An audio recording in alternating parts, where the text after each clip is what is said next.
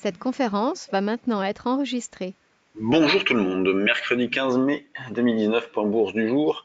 Hier, les principaux indices ont terminé en nette hausse de l'ordre de 0,8% aux États-Unis, 0,8 pour le Dow Jones, 0,8 pour le S&P 500. Le CAC a surperformé, terminant en hausse de 1,5 à 5340 points. Et ce matin, on revient en arrière, comme quoi la confusion règne, l'hésitation reste très forte, le manque de conviction est flagrant.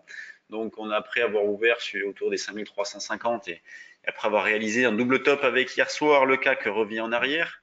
Donc pas de tendance forte, donc on alterne entre des biais haussiers et des biais baissiers. Donc là, du fait de la reprise d'hier, on va considérer que les indications baissières de ces derniers jours sont plutôt neutralisées. Alors on avait un petit biais baissier d'une manière agressive, mais là c'est neutralisé avec la petite reprise. Sur 5310-20, on est dans une zone de rebond possible. Moi je suis placé par exemple à 21,5. Alors oui, on s'est arrêté juste au-dessus pour l'instant parce qu'on a fait 22,5. Sans grande conviction, je vous le dis tout de suite. Petite quantité dans l'idée d'accumuler un petit écart. Si derrière on revient chercher par exemple 40, eh bien je serais ravi. Donc c'est vraiment dans cet esprit-là qu'il faut travailler, il faut naviguer à vue, il ne faut pas s'enfermer dans un sens prioritaire, il ne faut pas trop insister sur les prises de position.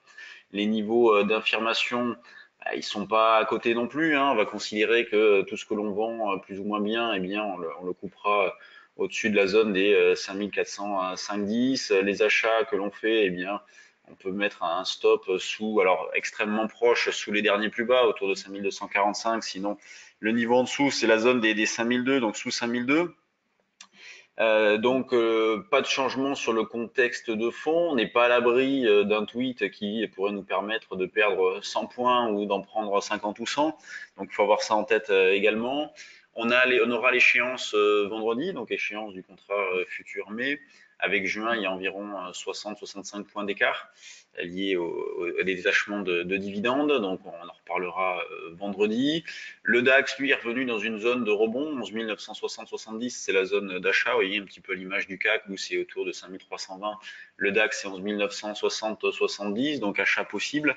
Alors sur le DAX, on n'est pas passé par un biais baissier, lui il est resté haussier, donc c'est pour ça que on a continué d'acheter ces derniers temps sur des replis, donc on continue, on déroule la même stratégie, donc 11 960 à l'achat, dans l'idée par exemple de viser 12 000 15-20 et puis éventuellement un 12 000 45-50. Vous voyez, un double top avec ce matin.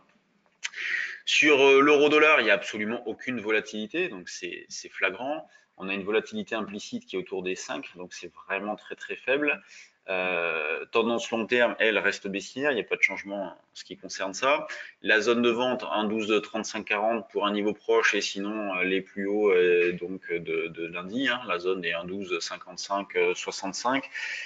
Mais ça paraît le bout du monde au vu des mouvements que l'on a ces derniers temps. Donc déjà, on pourrait commencer sur un 12,35-40. Le niveau d'information, il est loin. C'est au-dessus des 1,1450. Donc il y a de la marge, il y a le temps. Sur les actions, on a pas mal de news ce matin. Donc des chiffres de Crédit Agricole, des news autour des phages qui discutent pour acheter l'aéroport de Toulouse, Europcar les chiffres, Telsat les chiffres. Sur les valeurs du CAC, les plus fortes baisses, donc on retrouve Renault. Alors Renault, c'est quand même pas joli joli. Bon, pas mal de commentaires en ce moment sur Nissan, sur le Dieselgate. Il y a pas mal de choses pas terribles autour de la valeur. Donc on est en passe de, même on n'est pas plus qu'en passe, on a cassé les plus bas récents sur Renault. Donc c'est vraiment pas joli. Crédit Agricole, donc les chiffres, on est en baisse de 2,11%. La plus forte hausse, c'est ST Micro qui prend un quelques. Le CAC, que fait-il? Moins 0,27, 200 millions d'échangés, c'est pas beaucoup.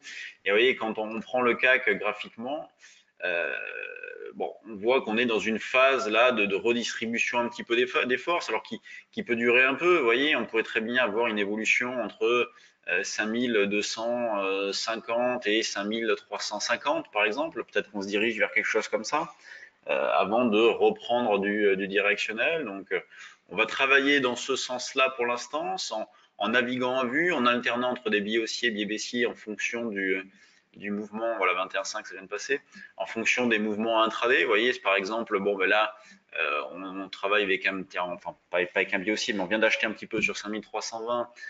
Si jamais on y reste un petit moment, ben on sortira parce que c'est pas la peine d'insister. Si jamais le marché part à la baisse, on verra pour sortir sur pullback. Si jamais on a un rebond, on en profitera. Et peut-être que cet après-midi, si jamais le marché ne fait rien et repart à la baisse, on sera déjà sorti. Et sur un premier rebond, on vendra. Vous voyez, c'est dans cet esprit-là qu'il faut travailler. Sur des turbos, par exemple, qu'est-ce qu'on peut faire? Eh bien, on peut, étant donné qu'on est plutôt dans la borde haute, vous voyez, de ce que je vous dis, 5350, 5250, on peut continuer à travailler avec des puts, par exemple. Hier, ça permettait de faire un petit écart d'ailleurs, puisque je vous disais nous, par exemple, sur le trade du jour, on a vendu à 5313,5. On s'est racheté sur 90, c'est la proposition qui avait été faite. Vous voyez, un écart de 25 points peut être mis à profit même sur les turbos. Donc là, on pourrait très bien acheter des calls sur ce niveau de prix-là, mais sinon, peut-être plutôt des puts autour des 5350. Vous voyez, si par exemple, on va chercher des calls, donc si on prend une échéance un peu proche, vous voyez, je le fais en même temps, je le fais en direct avec vous. Si on prend une échéance toujours assez proche, on va pas se prendre la tête. Donc là, il faut rapprocher le strike. Donc là, ça fait loin. On pourrait prendre par exemple allez, si on prend les derniers plus bas, 5250, vous voyez, pourquoi pas travailler quelque chose comme ça, du 5250 qui vaut 0,6, donc il a un delta qui doit être assez intéressant tout de même.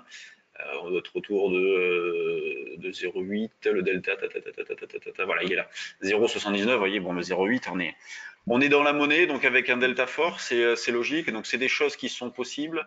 On n'est pas dans un moment fort en termes de niveau d'opportunité, il faut en avoir conscience, je le répète. Mais c'est des petites choses comme ça qui peuvent être tentées.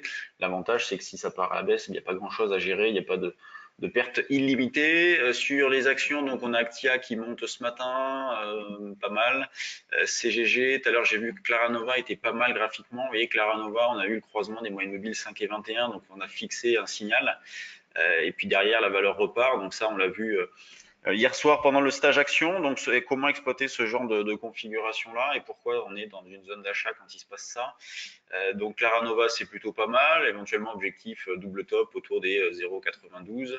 À la baisse, on retrouve Gessi, Jacquet, Eutelsat, bon, Renault. Donc Renault avec un volume déjà important par rapport à ce qui se fait habituellement. SQLI, donc pas énormément de spéculation, c'est normal. Le contexte global n'incite pas à prendre d'initiatives fortes. Les gérants font pas grand-chose. Là, on attend tranquillement l'échéance de vendredi. On tourne les positions. Pas d'idée forte. On alterne entre des biais haussiers et biais baissiers. 5310-20, bon, zone de rebond possible. 5355, zone de vente possible. Et ensuite, eh bien, il faut naviguer à vue en fonction de ce que fait le marché, en fonction des mouvements en cours. Sur ce, ben, je vous laisse. Je retrouve ceux qui participent au stage action en ligne ce soir, donc de 18h30 à 20h30. On va faire des cas pratiques, des exemples, et puis je répondrai à vos questions. Et puis, sinon, je vous retrouve demain pour un nouveau point bourse. Salut tout le monde.